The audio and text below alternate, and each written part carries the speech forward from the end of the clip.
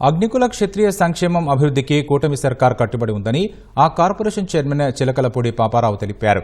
YCP పాలనలో అగ్నికుల క్షత్రియులు అన్ని విధాలుగా నష్టపోయారని గుర్తు చేసుకున్నారు.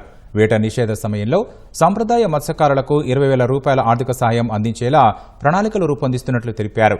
మత్స్యకారులకు పరికరాలపై ఇచ్చే 70% సబ్సిడీని మళ్లీ కొనసాగించేలా సీఎం చంద్రబాబుతో మాట్లాడతానంటున్న పాపారావుతో మా ప్రతినిధి కనకారావు ముఖాముఖి. గత 5 ఏళ్ల వైసీపీ హయాంలో అగ్నికుల క్షత్రియులకు తీరని అన్యాయం జరిగిందని చెప్పేసి అగ్నికుల క్షత్రియ కార్పొరేషన్ చైర్మన్ పాపారావు ఆరోపిస్తున్నారు. కూటమి గవర్నమెంట్లో అగ్నికుల క్షత్రియుల అభివృద్ధి కోసం, సంక్షేమం కోసం కృషి చేస్తామంటున్నారు. దానికోసం ముఖ్యమంత్రి దృష్టికి అనేక సమస్యలు తీసుకెళ్లి ఆ సమస్యల పరిష్కారం కోసం తన వంతు కృషి చేస్తానని స్పష్టం చేస్తున్నారు. మరిన్ని విషయాలు ఆయన అడిగి తెలుసుకుందాం. సార్ చెప్పండి, గత 5 ఏళ్ల వైసీపీ హయాంలో ఎలాంటి అన్యాయం జరిగింది అగ్నికుల క్షత్రియులకు సంబంధించి?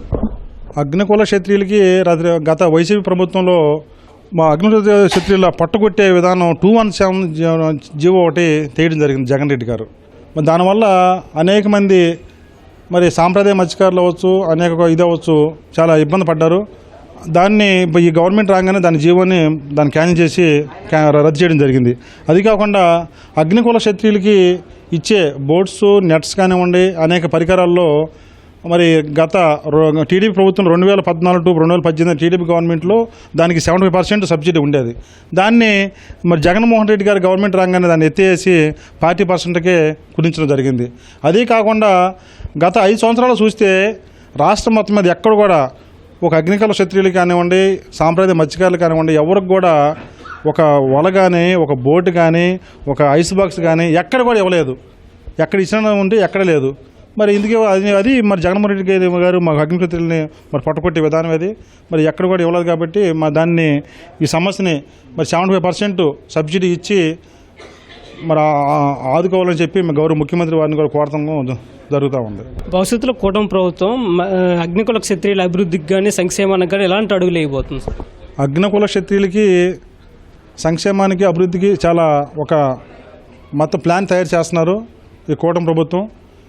ఎక్కడైతే అగ్నికుల క్షత్రియుల్లో గ్రామాలు ఉన్నాయో దాని అందరికి కూడా తీరప్రాంత గ్రామాలకి రోడ్లు కానివ్వండి, మంచినీటి సదుపాయం కూడా కల్పించాలని చెప్పి కూడా మరి ఒక మొత్తం ప్లాన్ చేస్తూ ఉన్నారు, మాస్టర్ ప్లాన్ చేస్తూ ఉన్నారు. మరి ముఖ్యంగా ఏంటంటే అగ్నికుల క్షత్రియులకి వేట నిషేధ కాలంలో ఇచ్చి అంతకుముందు 10,000 రూపాయలు ఇచ్చేవారు. మళ్ళీ ఇప్పుడు ఈ ప్రభుత్వం 20,000 రూపాయలు ఇవ్వడానికి కూడా ఏప్రిల్ నెలలో దాన్ని ఇవ్వడానికి కూడా మరి మొన్నే కేబినెట్ సమావేశం ఏర్పాటు చేసి ఏప్రిల్ నెలలో ఇవ్వడానికి కూడా ఒక తీర్మానం చేయడం జరిగింది. డైరెక్టర్ సమావేశంలో ప్రధానంగా ఏ అంశాల మీద చర్చ జరిగింది సార్? అగ్నికుల క్షత్రియులు ఎక్కడైతే ఉన్నారో వాళ్ళందరూ కూడా కమ్యూనిటీ హాల్స్ మరి కావాలి. ఎందుకంటే అనేక ఇబ్బందులు పడతా ఉన్నారు. మరి మండలానికి వచ్చి ఒక కమ్యూనిటీ హాలు చేయమని చెప్పి ఇవ్వడం జరిగింది. మాకు ఇచ్చే సబ్సిడీ కూడా అన్ని పరికరాల్లో బోట్స్, వలలో దీనికి 70% ఇంప్లిమెంట్ చేయమని చెప్పి కూడా మరి ఒక తీర్మానం చేయడం జరిగింది. రొయ్యల చెరువులు ఉన్నాయి. రొయ్యల చెరువులో కూడా aqua zone, non aqua zone పెట్టి కరెంట్ ఛార్జీలు విపరీతంగా వేయడం జరిగింది జగన్మోహన్ రెడ్డి గారు. ఇప్పుడు రూపన్నర ఉండదాన్ని 4 రూపాయలు చేయడం జరిగింది. దాన్ని తగ్గించేసి రూపన్నర కరెంట్ చేసి అన్ని ఆక్వా జోన్లలోకి తీసుకొచ్చి రొయ్యల మామూలుగా రైతులకు కూడా నాణ్యమైన సీడు, ఫీడు ఇచ్చి సబ్సిడీ కల్పించాలని చెప్పి కూడా మరి మేము అందరూ కూడా కలిపి కోరటం జరుగుతుంది.